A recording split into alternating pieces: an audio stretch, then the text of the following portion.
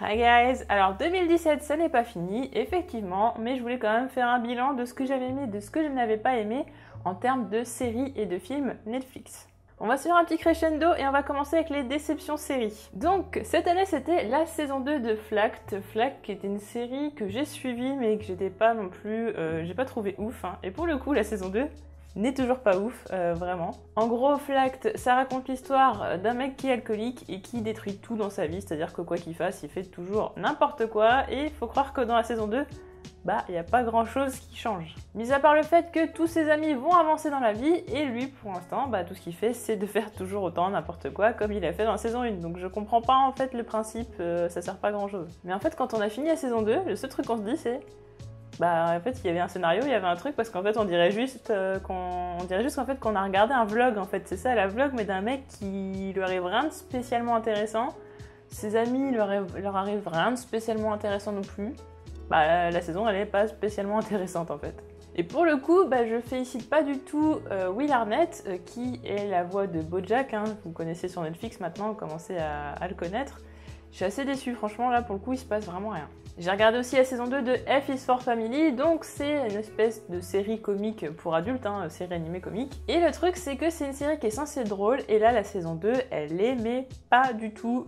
Limite, en fait, ça m'a fait bader, cette saison, clairement. La première saison, elle était pas ouf, mais quand même, ça passait bien, quand même, c'était assez rigolo. C'est vrai que quand même, il y avait une grosse concurrence en face, on a quand même BoJack Horseman pour Netflix, donc c'est pas forcément facile de se passer, mais ils avaient quand même réussi quelque chose. Mais la saison 2, elle est juste rude et déprimante. C'est-à-dire que là, si je regarde Wikipédia, il y a marqué sitcom à la base, c'est-à-dire série télévisée à dominante humoristique, et là en fait on se focalise sur la dépression, sur la difficulté d'obtenir un travail et d'avoir un travail en plus qui nous convient. Après, la force de cette saison 2, c'est que même si c'est pas rigolo, si en fait la série n'était pas rigolote en soi, elle n'était pas catégorisée comme ça posait pas de problème parce que du coup les sujets sont intéressants et sont plutôt bien traités et c'est plutôt assez réaliste. C'est vrai qu'il y a un peu des délires un peu qui partent parce qu'il y a certains personnages qui sont un peu excentriques et du coup dont un particulier, et du coup c'est plus trop crédible. Mais sinon, dans le cadre de la vie de famille, dans le cadre de tout ce qui peut se passer justement, de tous les problèmes qu'il peut y avoir au quotidien, c'est plutôt très réaliste. Donc là, on va traiter du sexisme au travail, l'inégalité des chances en fonction du statut social,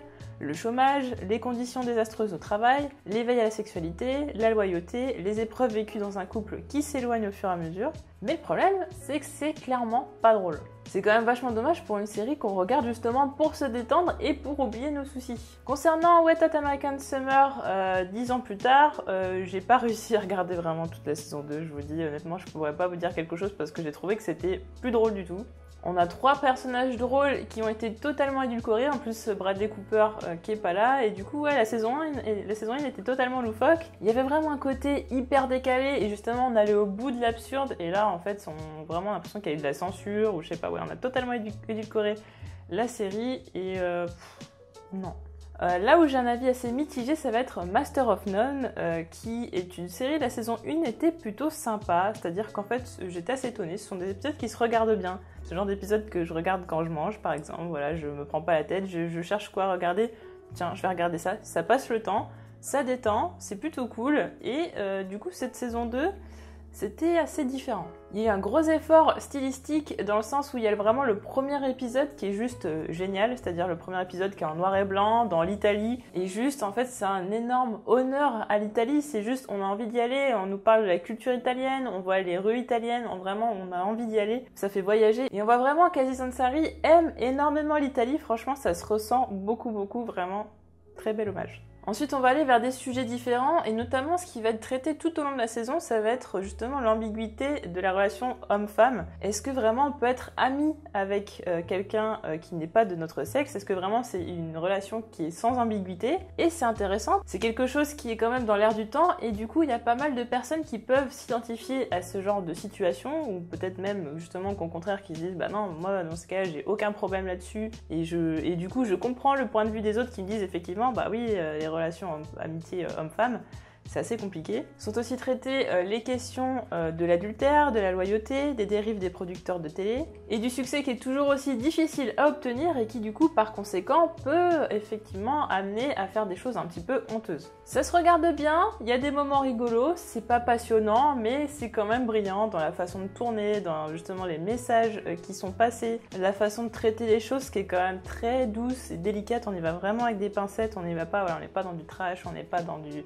voilà, on pose pas le sujet comme ça sur la table, bam, non, c'est pas violent, c'est vraiment amené en douceur, c'est vraiment beaucoup de poésie. Il y a vraiment un effort sur tout, sauf par contre sur les dialogues où j'avoue, bon, les dialogues sont pas géniaux, tout comme dans la saison 1, mais j'ai l'impression que c'est encore pire cette année, et d'ailleurs c'est quand même un comble pour un humoriste, hein, on va pas se mentir. En gros, ça se regarde bien avec un bon vin italien et des spaghettis bolognaises. C'était le retour d'Orange is the New Black. De toi, on va y arriver. C'était le retour d'Orange is the New Black saison 5 cette fois-ci, et grosse déception. Alors je dis mitigée parce que j'aime beaucoup la série, mais la saison m'a déçue, mais je pense qu'ils vont se rattraper par la suite. Donc après la saison précédente qui était pour moi un gros crève-cœur, vraiment je suis restée traumatisée pendant des mois après le final de la saison 4, comme beaucoup de personnes je crois. J'avais failli faire une vidéo, mais je crois que le temps que je me remette de mes émotions, ça faisait un petit peu trop tard. L'intrigue se déroule sur à peu près une semaine, hein, ou peut-être même un peu moins, enfin sur très peu de jours. Et pour le coup, rien de nouveau à l'horizon, il se passe pas non plus des choses exceptionnelles. Alors il y a des situations complètement absurdes, il y a évidemment toutes les backstories de tous les personnages qui sont toujours aussi intéressantes à découvrir, mais voilà, en termes de nouveautés, il se passe pas grand chose. Le final néanmoins va nous augurer quand même de nouvelles choses pour la saison 6, mais moi j'aurais voulu voir des choses déjà tout de suite, vraiment de nouvelles choses qu'on nous en mette plein les yeux. Et c'était pas le cas, on aurait dit en fait une espèce de saison bonus pour DVD en fait, c'est ça, c'est un DVD bonus de saison, je ne sais pas. Et la saison pour le coup, elle est beaucoup moins trash, elle est beaucoup moins moraliste, et en plus dans les dialogues, enfin il y a même plus de travail de dialogue quoi. Autant c'était vachement travaillé et tout dans les saisons d'avant, et on pouvait retirer quelques punchlines, ce genre de choses et tout, et des situations qui étaient quand même très spéciales, qui nous mettaient mal à l'aise ou ce genre de choses. Et là on a plus tout ça en fait, c'est juste lisse, c'est plat. En gros c'est une saison où on fait du sur place, donc en fait vous pouvez regarder le premier épisode et vous regardez le dernier, et en fait tout ce qu'il y a entre tous ces moments-là, en fait, c'est pas forcément intéressant. Bon, vous pouvez zapper carrément cette saison, il n'y a pas de problème. Maintenant, on va passer aux bonnes surprises. Alors là, la série dont je vais vous parler est sortie en décembre 2016 en France, en octobre 2016 aux États-Unis, mais bon voilà, on est quand même assez proche de 2017, et je l'ai découverte en 2017, donc ça compte pour 2017. C'est Dirk Gently, je vais jamais réussir à le dire. C'est Dirk Gently, détective holistique. Et pourquoi j'ai regardé cette première saison? Tout simplement parce que j'ai vu qu'il y avait Elijah Wood au casting, donc forcément, voilà, le Seigneur des Anneaux, tout ça, j'étais obligée de regarder pour au moins savoir ce que c'était. Ne serait-ce que me dire, est-ce que je vais suivre juste pour l'acteur qui faisait jusque-là des petits seconds rôles un petit peu miteux dans des films pas ouf. Et c'est une série qui est très bizarre. Franchement, c'est indescriptible. En fait, je pensais pas que j'allais trouver une série aussi bizarre et dérangeante, mais du coup, c'est dans le bon sens du terme. C'est-à-dire que pendant quasiment toute la saison, en fait, je n'ai rien compris à ce qui se passait. J'étais totalement à côté de la plaque.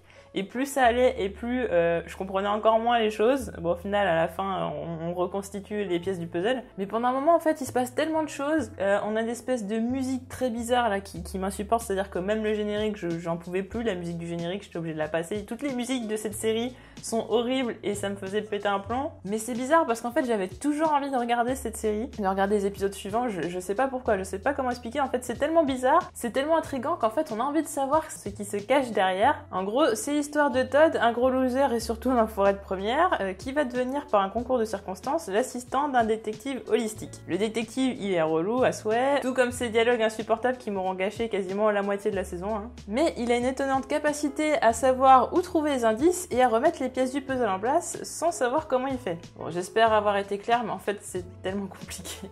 Et au casting, on retrouve quand même Julianne McMahon, qui va quand même faire une petite apparition de quelques épisodes, surtout en fin de saison. Et le mec, il a pas pris une ride, c'est un truc de malade. C'est une série qu'on suit parce que justement, elle est dynamique, elle est entraînante, elle est intrigante, et du coup, même s'il y a plein de trucs qui sont insupportables et qu'on comprend pas grand chose, on est quand même amoureux de la série. Et faut dire que pour le coup, la fin de saison est particulièrement réussie, ce qui n'est pas toujours le cas de toutes les séries. Autre bonne surprise, la saison 1 d'Ozark, qui, on me demandait est-ce que c'est le nouveau Breaking Bad? Oui et non à la fois. Marty Bird, c'est un conseiller qui trempe dans des histoires pas très claires, puisqu'il blanchit de l'argent pour le cartel mexicain. Pendant ce temps-là, il se laisse vivre dans sa vie routinière au possible, à tel point que sa femme le trompe sans scrupule. Son meilleur ami, qui est aussi son associé, a volé de l'argent qui était censé blanchir, donc ça tourne mal, explication Unspinner Edition. Et pour sauver sa peau, Marty va devoir emménager à Ozark. D'ailleurs, c'est mortel au possible, c'est le cas de le dire. Mais surtout, il va se retrouver à devoir blanchir 8 millions de dollars, et ce en peu de temps, c'est-à-dire il me semble que c'est à peu près 2 mois. Et surtout, en ne partant d'absolument rien, puisque là-bas, à Ozark, il ne connaît personne, il n'a pas de portefeuille de clients. Dans le rôle titre, on retrouve Jason Bateman, et pas Jason Batman, hein. C'est pas Batman, hein. Vous dites pas Open the Gate, vous dites Open the Gate, non? Bref. Ça n'est pas Bryan Cranston, mais ça tombe bien parce que justement on est dans un tout autre registre, c'est-à-dire là on est dans de la sournoiserie qui va être maîtrisée de A à Z, et du coup il faudra un sang-froid, un calme à toute épreuve. Marty Bird, c'est quand même un homme qui ne montre jamais ses émotions, c'est-à-dire que même il sait que sa femme l'a trompé, il va faire comme si de rien n'était alors que ça fait un moment qu'il le sait. Il aime profondément sa famille, et d'ailleurs justement il ne veut pas être calife à la place du calife, ça veut dire voilà, il ne veut pas être le boss, etc. Lui c'est faire ce qu'on lui a demandé de faire. C'est là où il y a un contraste avec Walter White, parce que Walter White, clairement, il voulait monter son business, etc. Il s'est pris totalement au jeu du truc, que là pour l'instant Marty Bird, l'essentiel c'est quand même de sauver sa famille, quitte à se sacrifier s'il le faut. L'ambiance est totalement pesante et justement malaisante, parce qu'on a vraiment toute cette ambiance, tous ces tons bleus vraiment. On est auprès du lac, c'est un lac un petit peu... il se passe des choses pas très clean, donc on est vraiment dans des tons très très sombres. Il y a quand même de nombreux retournements de situation, et justement à part un épisode qui est un petit peu mou, où il se passe vraiment pas grand chose, bon c'est quand même une saison qui est quand même très entraînante. Après bon, c'est sûr, il y a 10 épisodes, mais ce sont quand même 10 épisodes d'1 heure. Ozark, c'est mon coup de cœur. Si vous aimez les intrigues difficiles à prévoir, un personnage auquel on peut s'identifier, froid et génie des chiffres, l'ambiance pesante d'un thriller, c'est vraiment une série qui sera faite pour vous. Néanmoins, je suis un petit peu déçue par la fin du dernier épisode de la saison 1, je m'attendais à autre chose et du coup j'ai un peu peur pour la saison 2, mais bon globalement la saison a été réussie. Et là on arrive au top du top, la crème de la crème, la saison 3 de Fargo, cette série qui décidément jamais ne va me décevoir. Vous le savez, Fargo c'est un petit peu la façon de True Detective, c'est-à-dire qu'à chaque fois, à chaque saison, on repart sur des bases différentes et on recommence. Là pour le coup, pour Fargo c'est un petit peu la même chose, c'est-à-dire que là on est dans le même coin, mais on a des époques différentes. On est donc en 2010 et on a un petit peu du mal à le croire puisqu'Emile Stussy a quand même des goûts de vieux. Ce dernier a fait fortune en vendant les timbres rares de son père philatéliste du dimanche et a monté son entreprise de parking. Néanmoins, il s'est attiré les foudres de son frère Ray qui lui est un loser et ne fait que dépenser son argent dans n'importe quoi et demander à son frère de l'argent. Ce dernier lui réclame un timbre, le dernier timbre restant de son père, qui coûte une fortune, mais Emmett refuse de lui donner.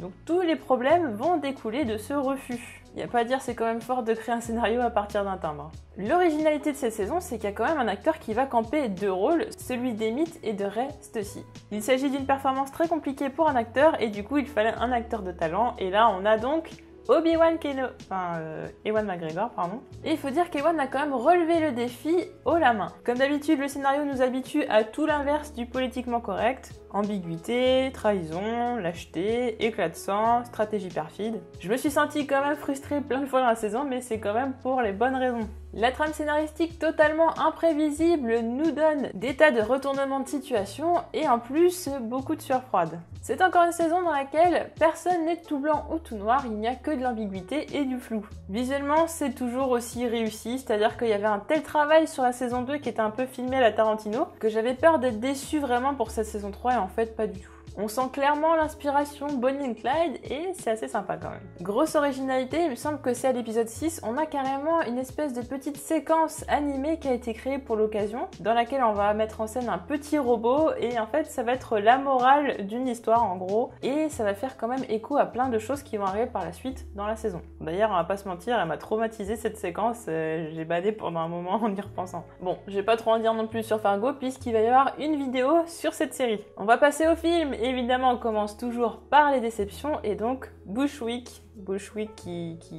est un film avec Batista. Voilà, merci, au revoir. Voilà, c'est tout ce que je pouvais dire. C'est un film avec Batista qui est filmé entièrement en plan séquence. Quand on écoute ça, ça a l'air vraiment génial, un film avec Batista filmé en plan séquence, produit en plus par Batista. Waouh! Non, c'est horrible, c'est mauvais, j'ai l'impression d'avoir gâché quelques minutes de ma vie et que plus jamais je pourrais y rattraper. C'est nul. Il y a un gros effort quand même d'originalité parce que filmer entièrement en plan de séquence, c'est quand même pas simple et du coup, voilà, c'est assez original. On se sent vraiment un petit peu plus vraiment dans les scènes, on se sent vraiment vivre là-dedans.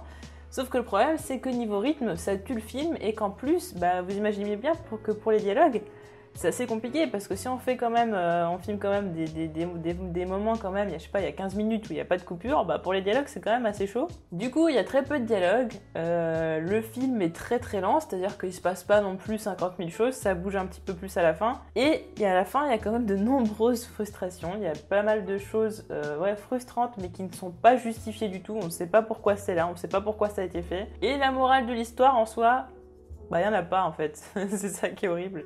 On passe aux bonnes surprises et là un film qui m'a vraiment beaucoup étonné pour le coup, c'est Little Evil avec Adam Scott et Evangeline Lilly. C'est un film vraiment, je m'attendais vraiment à ce que ce soit nul, c'est-à-dire que c'était vraiment histoire de regarder un film en train de manger et je me disais c'est encore comme tous les films où toutes les petites comédies à 2 balles où le gamin il est impossible et puis le beau-père il s'en sort pas et tout et c'est moyennement drôle parce qu'on a vu ça 35 fois et que il n'y a pas d'originalité. Et au final, le film est drôle parce qu'il est vraiment empreint d'ironie. Et dès le début du film, ça donne la tendance, c'est-à-dire qu'on a le gamin qui enterre son beau-père. Donc, c'est-à-dire que le gamin, quand même, c'est un malade et que ça commence déjà assez... ça donne envie de continuer la suite, quand même. Et le gamin, donc, il fait vivre un enfer à son beau-père, mais justement, c'est le cas de le dire, puisque le gamin, quand même, il a le mal en lui. Et c'est pas une façon de parler. Tout le film vraiment tourne autour de l'absurde. Alors notamment on a Evangeline Lilly qui est vraiment juste géniale en tant que mère poule qui s'en sort pas avec son gamin et qui est totalement à côté de la plaque, qui essaie un petit peu de diminuer des choses qui sont vraiment très graves. C'est-à-dire quand même que son gamin, il enterre son mec, enfin son mari d'ailleurs, parce qu'ils viennent de se marier. Et limite, le gamin, si elle doit lui faire une punition, c'est juste qu'elle le prive de Bob l'éponge pendant une semaine et puis plus de Kirigouté, quoi. Enfin, je veux dire, c'est assez chaud. c'est assez n'importe quoi et rien que d'y penser, ça me fait rire parce que du coup, elle est totalement à côté de la plaque. Et c'est hilarant parce que du coup, on a Adam Scott de l'autre côté qui lui fait de son mieux, c'est-à-dire il est gentil, vraiment. Il voit que le gamin, à un moment donné, il lui parle avec une voix de monstre. Il dit oui, tiens, c'est sympa.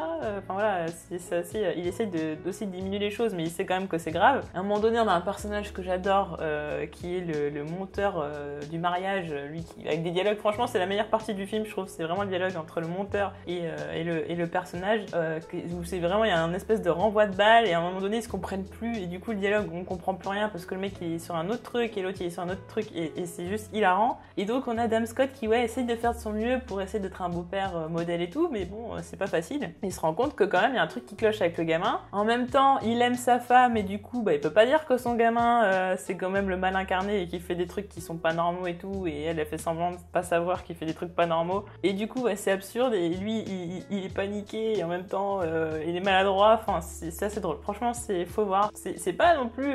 on se roule pas par terre, mais franchement, j'ai vraiment du mal à rire devant des films, et pour le coup, je me suis bidonnée. Enfin, l'autre bonne surprise, c'est Naked avec Marlon Wayans. Vous connaissez, hein, donc Scary Movie, FBI, Fausse blonde incrustée. On a Requiem for a Dream, et on a Donjons et Dragons. Non, ça existe. Putain, j'avais oublié ce film. Hein. Donjons et Dragons, quand même. Donjons et Dragons, c'est... Oh, ce film, je sens qu'on va en parler un jour. Bon, en gros, vous voyez la famille Wayans, hein, vous les connaissez un petit peu sous toutes les coutures, vous les connaissez tous. Naked, c'est l'histoire d'un homme qui doit se marier, mais qui reste coincé dans un ascenseur. En fait, ça, on dirait que ça commence comme une blague, mais en fait, pas du tout. Et en fait, ce qui va se passer, c'est qu'il va rester, en fait, dans une boucle temporelle. C'est-à-dire qu'à chaque fois qu'il va vouloir essayer d'aller à son mariage, essayer de faire les choses correctement et tout, mais en fait, il va revenir tous les jours au moment où il s'est réveillé dans l'ascenseur à poil, parce qu'en plus, il s'est réveillé à poil, donc forcément, faut qu'il aille chercher son costume, faut qu'il se rende à son mariage, faut qu'il ait écrit les vœux, faut qu'il ait appris la danse, etc. Et en fait, à chaque fois, il va essayer de s'améliorer pour pouvoir faire le mariage parfait, parce que le but, c'est quand même qu'il se marie et que le mariage soit parfait. Alors oui, on a déjà vu des films dans ce registre, oui, les histoires de journées qui se répètent, on les a vues 300 fois, mais en fait, là, pour le coup, c'est bien fait parce que c'est tellement bien monté, c'est vraiment dynamique au possible, mais tout le temps, et en plus, il y a vraiment des trucs absurdes et des péripéties à chaque répétition de journée, il y a toujours un truc différent, il y a toujours un truc un peu plus marrant, il y a toujours une chose différente à chaque fois. C'est pas, on le revoit pas faire 300 000 fois les mêmes choses chiantes et tout, les mêmes erreurs et tout. Non, à chaque fois il apprend, mais à chaque fois il y a une autre péripétie qui arrive tout le temps. Et du coup, ce qui fait qu'on lâche pas le film. Alors oui, il y a des personnages clichés, mais en fait, c'est ça qu'on aime. Vraiment, voilà, c'est un film qui est drôle. Il vaut mieux regarder en VO, mais bon, ça passe bien. Il y a des moments qui sont assez drôles, notamment au moment où il est en train de faire ses vœux et ça part en délire théâtral, pas possible. Enfin voilà, c'est vraiment absurde. Les personnages, ouais, ils sont tellement caricaturaux que c'est drôle en fait. C'est vraiment, voilà, c'est caricatural. Et c'est ça toute la force du film en fait. Voilà, entre un rythme entraînant, des péripéties qui sont très nombreuses, qui changent tout le temps. Voilà, il n'y a pas de répétition lourde et des personnages caricaturaux. Voilà, ça c'est sympa. Voilà pour mes tops et flops sur Netflix en 2017. La prochaine série dont je vais vous parler de Netflix, ce sera BoJack Horseman saison 4 et je vais avoir pas mal de choses à vous dire. En tout cas, en attendant, n'hésitez pas à me donner vos tops et flops Netflix, ce que vous me conseillez de regarder ou ce que justement vous me déconseillez de regarder. Et puis en même temps, ça permet d'échanger entre les uns et les autres en espace commentaire. Et nous, on se retrouve très vite pour d'autres vidéos comme d'habitude. Salut!